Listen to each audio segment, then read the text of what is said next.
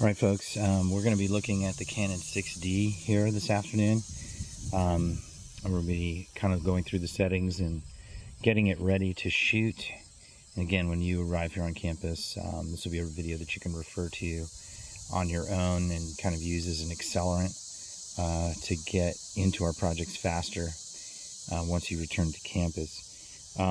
Now, I have this Canon 6D set up. This is a full frame DSLR, so it's got a larger image sensor than the Canon T3i, but physically it's very similar. So in terms of the lens here on the front, the battery compartment that's here on the bottom of the camera underneath, and then the SD card slot that's there. Physically the setup is the same, so if you look at the Canon T3i video, you'll be able to figure out the Canon 6D in terms of the physical setup.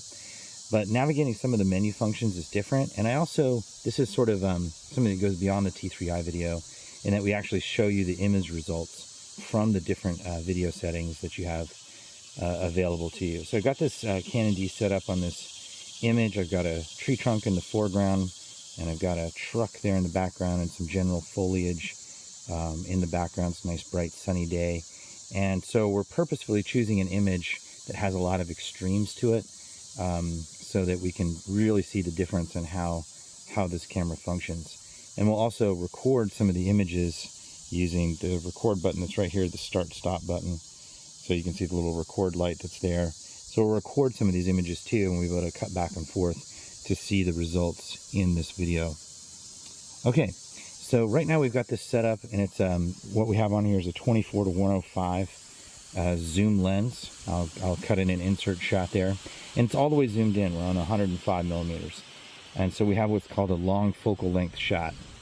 And a long focal length shot allows for a shallow depth of field.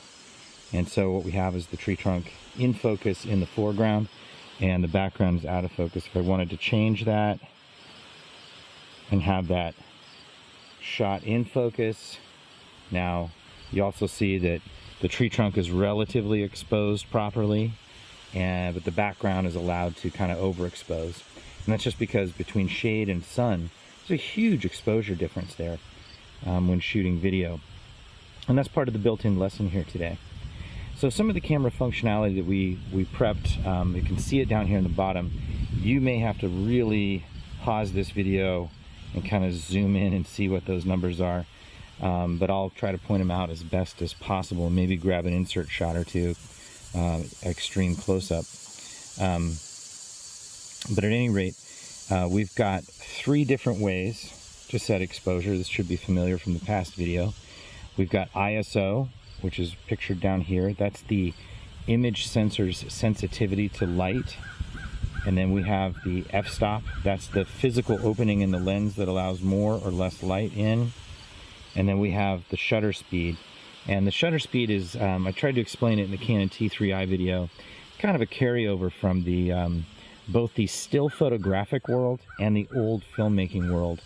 And that the standard camera shutter angle is 180 degrees. That means every time the camera records a single image, and it does so 24 times per second, the shutter is opens for half of that, and then it covers over the aperture, blocking light for half of that 1/24 of a second. So that means our actual recording time, that each frame of film receives about 1/48 of a second exposure time. And we can get into the math of exposure at another time if you really want to get into that. But that's basically how that works. It's more of an electronic function, and so right now all we have to worry about is that this is on 50, and we are on 24 frames per second. That's what we're shooting here. And so basically 50, we always just want to basically double our frame rate, and that will give us our proper shutter angle for normal videography. And then of course the aperture, those can range from numbers, and if I move this I can change those and show you. I can darken this way down. I'm at a f14, and I can widen it out. I can go as wide as an f4. You can see that's really overexposed in the background. And again, bringing that back down under control.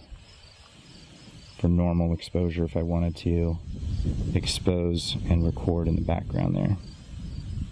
So those are 3 methods of control, and the way we control them: the ISO, there's a button right here on top, and the shuttle wheel here on top, and I can change the button. The button just simply says ISO, you can't miss it.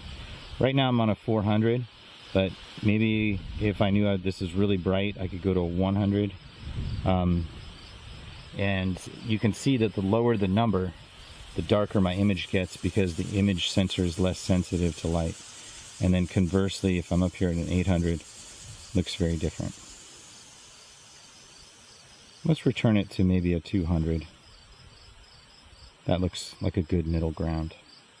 Now your ISO, you're going to set it and forget it. So you're going to set it for a particular shooting situation, whether it be night exteriors, night interiors, day exteriors, and you're going to kind of settle on that ISO that you want, and then use your other factors to lock in exposure. Also, the shutter speed under normal conditions should stay 50, so that's also relatively locked. So really what you're using to govern exposure from shot to shot, so say for this example, I want to try to balance exposure the best I can. I want people to see that this is a tree trunk, and I want people to see that this is a pickup truck with some foliage back there.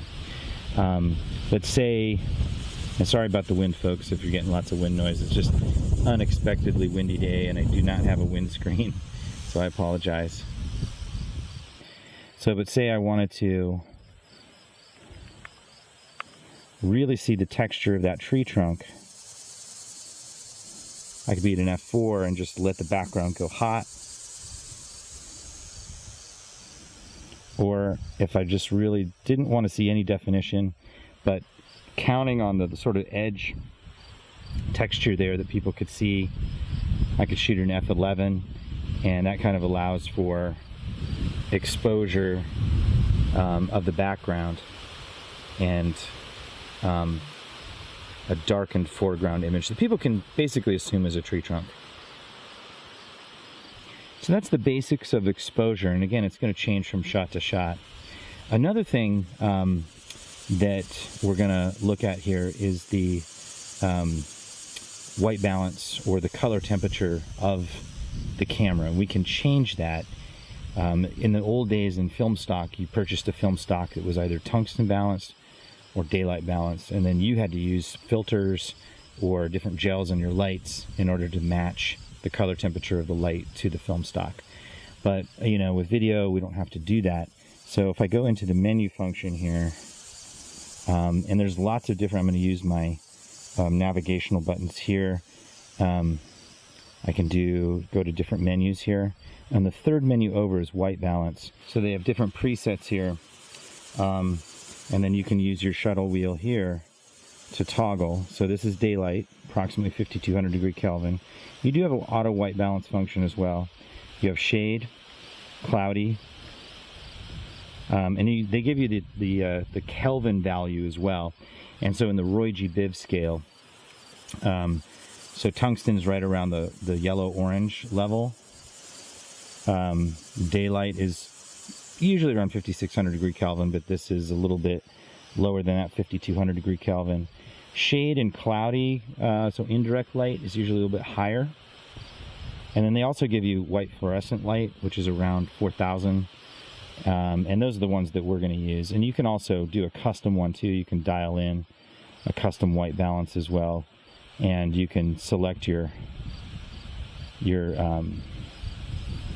using the upper wheel, you can lock in a particular Kelvin rate if that's what you wanted to do. But in this case, I think what I'm going to do is go with shade, and we'll see what that looks like. Back out using the menu function. And what that does is that gives me a color temperature that allows that direct daylight in my background to kind of glow a little bit warmer, which is sort of the look that I want here. But again, you know now how to change your color temperature based on any situation that you're shooting in. A couple of other little functions here. Here's the on-off switch. This is a function wheel up here. I'm going to grab an insert shot of that, but you'd always make sure that it's on manual. This doesn't just rotate. You actually have to push this button in to rotate it, but always leave it on manual. And then this little function here This is still photographic, but this tiny little lever here, you always got to make sure it's on movie mode. There's the little red movie icon right there that you can see. And then this is your record button, and of course you can record that image and see the results of that image. And again, we can change the focus using manual focus. I'm not going to show you any autofocus functions because I don't really want you using them. And then as well, if you're not recording, this little button here can give you a focus assist. So it digitally zooms in, and so you can make sure you get good crisp focus on what it is that you want to see. Gives you 2 times. So let's say I wanted to focus on that tree there in the far, far background. I can, and then one more time backs it out. And so now I know that I've got good crisp focus all the way into the background. You see the Ohio flag way in the background there. And then of course my tree trunk is totally out of focus, but that's okay. All right, we're gonna cut here, and we're gonna go to a different shooting situation and kind of show you some other camera functions.